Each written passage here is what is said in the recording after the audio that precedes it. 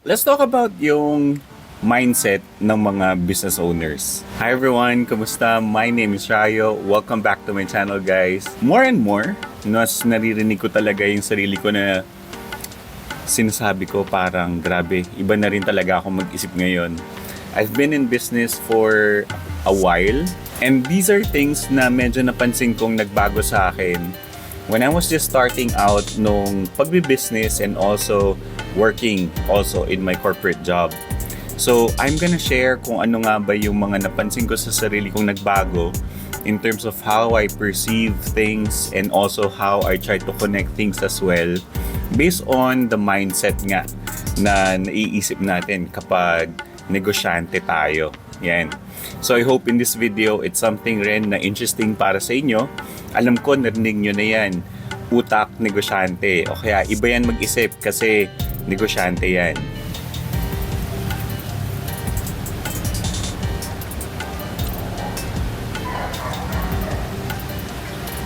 Alright, so since 2015, nag-start ako mag-business together with my friends. Nag-start kami with our pet care business. Ito yung gumagawa kami ng shampoo and also a different product na bago sa industry. We call it the pet sanitizer before. And during that time, nakikipag-usap kami sa mga business owners din. Ako yung talagang nagbebenta, pumupunta sa mga business owners, partner retail stores namin. So dito ko rin na-apply yung mga natututunan ko from my work before sa sales and more on retail industry also. So magandang experience and exposure sa akin kasi nagkaroon ako ng mas maraming engagement with the business owners as well. In line with my work also, gumagawa kami ng mga roadshows sa iba't ibang parte ng Pilipinas. It was a great experience and learning experience for me. So kaya ako naisip na magsarili na rin talaga ng business kasi hindi na rin kinaya ng pet care business namin. We had to close yung operations noon. From there, na-i-apply ko rin naman yung mga learnings ko to my own personal business na ginagawa ko since 2018. So I hope this is something that you will see na merong meaning para sa inyo. Pinakauna dyan is really the growth mindset. Alam nyo guys, maraming mga nag-a-approach sa akin, especially yung mga naghahanap ng extra na income. Gusto nilang i-resell yung mga products ko as a wholesaler or yung kumbaga itatry muna nila, maghahanap muna sila ng mabebentahan ng mga products na meron na rin sa akin.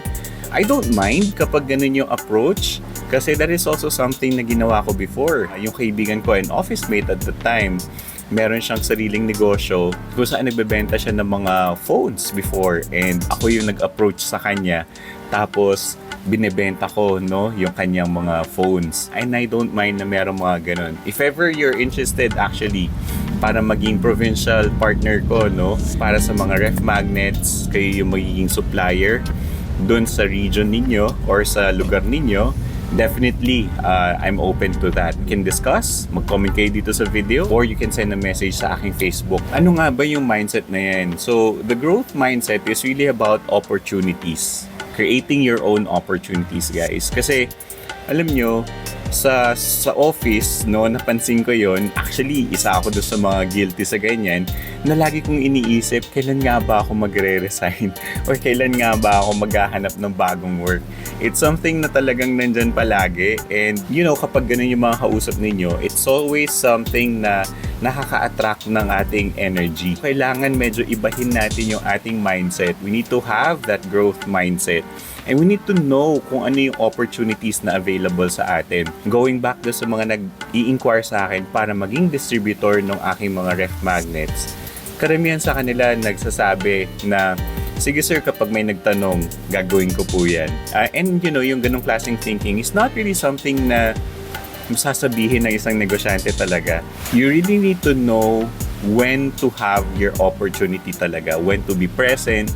Linking back dun sa napag-usapan ko nga last time ikaw talagang gagawa ng sarili mong swerte. As a business owner, kailangan gumawa ka ng sarili mong swerte. Kailangan you put yourself out there and you need to prepare para dun sa opportunities na lalabas para sa iyo. So kung kunwari na dun ka pa rin sa thinking na, sige sir, kapag may nagtanong sa akin, kung merong interested, kapag meron akong nakausap at nagtanong, saka ko po kayo may message. Hindi ganun guys. Ang opportunity, you make it for yourself, no? Opportunity yun eh. Opportunity yun para sa sarili mo. Lumaki rin kasi ako sa Chinese school and nakikita ko yun sa mga classmates ko noon, sa mga parents nila. Sila mismo nagbabantay sa tindahan nila. Sila mismo yung nagbabantay sa hotel or sa restaurants ng mga parents nila. Sila yung mismong gumagawa ng chances and preparing themselves to know kung ano yung opportunities na available sa kanila. And ngayon, may mga sarili-sarili na rin sila mga businesses. And I think it really needs a lot more of dedication from yourself. And there's really nothing wrong to create something na para sa'yo. As long as hindi ka gumagawa ng masama, you know, yung mga quick money na schemes na ganyan, wala kang niloloko, malinis lahat ng ginagawa mo, then there's nothing wrong with it. Hindi naman porket you took action on the opportunities na available para sa'yo, eh masama ka ng tao, di ba? So, walang masama sa pagtitake action sa opportunities na nakita mo na para sa'yo, na sa tingin mo, it can benefit you financially. Pangalawa dyan is to make sure that you have a vision, no? Kailangan distinct ka. Dapat clear sa sarili mo. Kailangan meron kang tinitingnan na future na malinaw para sa'yo. Kung hindi pa yun malinaw para sa'yo, you need to identify what that is. You need to picture yourself, no? Kung ano nga ba yun para sa'yo. Kung ngayon medyo mahirap, hindi mo pa nakikita, tignan mo kung saan yung opportunities na para sa'yo. Tignan mo kung ano nga ba yung vision na yan. A lot of my conversations sa aking coaching is really more on vision aspect, future state. Yun yung mga tinitingnan nating pictures and how to frame it as well. Ibang klaseng preparations yung kailangan nating mapag-usapan kapag mga ganyan. It's really not something na madali. It's really not something na it will just be there for you. Kung hindi mo pa alam tumingin, yun yung mga challenges na kailangan nating harapin. Probably not really the last thing that I wanted to share this afternoon, pero more on the risk-taking. Guys, napakarami sa atin yung mga nagtatanong pa rin kung legit nga ba yung Alibaba. Sa akin, legit naman siya eh. Hindi ako makakapag-build ng business ng hindi ko siya ginawa, no? And definitely hindi ko siya i-share sa inyo ng na-scam lang rin ako. So, legit siya guys, legit siya. So, as a business owner, kailangan marunong ka rin tumingin ng sarili mong risk. You know, it's really more on investing, kahit naman sa bangko, no? Nandun yun, yung risk appetite. And we need to understand kung ano yung risk appetite natin as a business owner as well.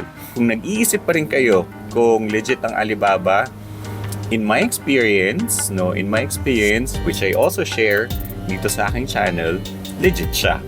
So, nasa sa inyo na kung sa tingin ninyo gusto nyo pang i-question. Yan, so nasa sa inyo na po yun. Before I end, I also want to share more about networks. Yan. So, kanina nabanggit ko na you need to know yung opportunities na available para sa inyo. You need to understand yung mga tao, kung sino yung pwedeng makatulong sa business ninyo. Pero you also have to build on your own network. Guys, kapag family member or kapag kaibigan, I would stay away from building a business with them.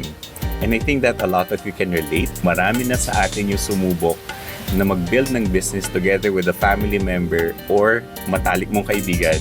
Tapos ngayon, nag-unfriend na kayo on Facebook. So, yun yung isa sa mga pag-uusapan natin later on.